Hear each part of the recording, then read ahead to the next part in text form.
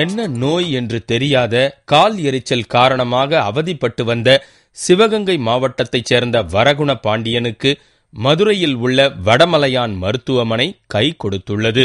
தினமலர் நாளிதழில் வந்த செய்தியை அடுத்து இந்த உதவிக்கரம் அந்த சிறுவனுக்கு கிடைத்துள்ளது.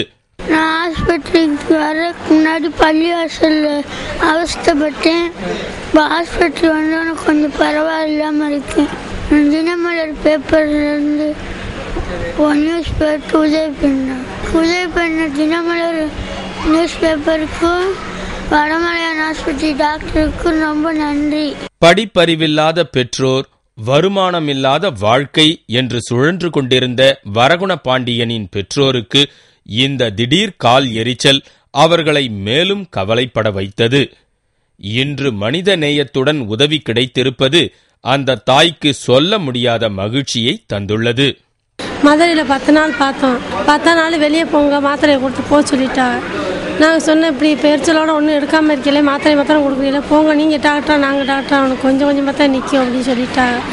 அதோட 4 பேர் சொல்லி கோரிப்பாளையம் பள்ளி தருகாவுக்கு வந்திருந்தோம். தினமலர்காரவங்க பேப்பரில் எழுதிட்டு போயிட்டேன். வடமலையார் ஆஸ்பத்திரியில் இருக்கிறோம். இப்போ என் மைனுக்கு கொஞ்சம் பரவாயில்லாமல் இருக்குது. எல்லாத்துக்கும் நன்றி. அரசு மருத்துவமனை என்றாலே அலட்சியம்தான் என்பதற்கு இந்த சிறுவன் ஒரு உதாரணம்.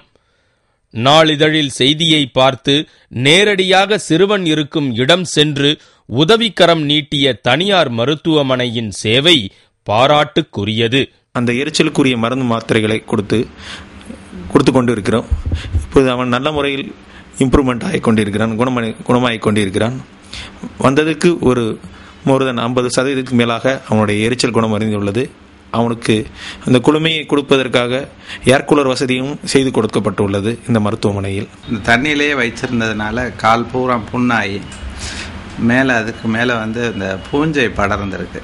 ஃபங்கஸ் க்ரோத்து, காலுக்கு உர போட்ட மாதிரி, சாக்ஸ் போட்ட மாதிரி ஏறக்குறைய ஃபுல்லாக ஃபங்கல் க்ரோத் இருந்தது. இப்போ ஏர் கூலர் ப்ரொவைட் பண்ணியிருக்கோம். ஸோ அந்த குளிர்ந்த காற்று பட்டுக்கிட்டே இருக்கிறதுனால இப்போ அவனால் தண்ணியில் வைக்காமல் சாதாரணமாக கால் வச்சுருக்கான். இப்போ அந்த புண்ணெல்லாம் காஞ்சி வந்துட்டுருக்கு. விரைவில் சரியாகி வீடு திரும்பி மறுபடியும் பள்ளி செல்வதற்கு நல்ல சிறப்பான வாய்ப்பு இருக்குது. எந்த விதமான பணம் எதுவும் அவங்ககிட்ட பெற்றுக்கொள்ளாமல் நாங்கள் ட்ரீட்மெண்ட் செய்து வருகிறோம். அதற்கு எங்களுக்கு உறுதுணையாக இருந்தது அந்த தினமலர் செய்தி நாளிதழின் நியூஸை பார்த்து தான் நாங்கள் தெரிந்து கொண்டோம்.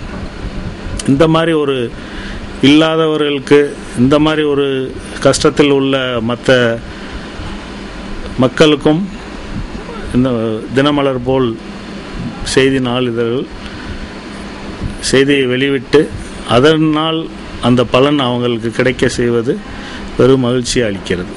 அரசு மருத்துவமனையின் அலட்சியத்திற்கு முடிவு கட்ட வேண்டிய நேரம் இது. இதுபோன்ற விபரீத நேரங்களில் தனியார் மருத்துவமனைகள் தானாகவே இலவச சிகிச்சை அளிக்க முன்வர வேண்டும்.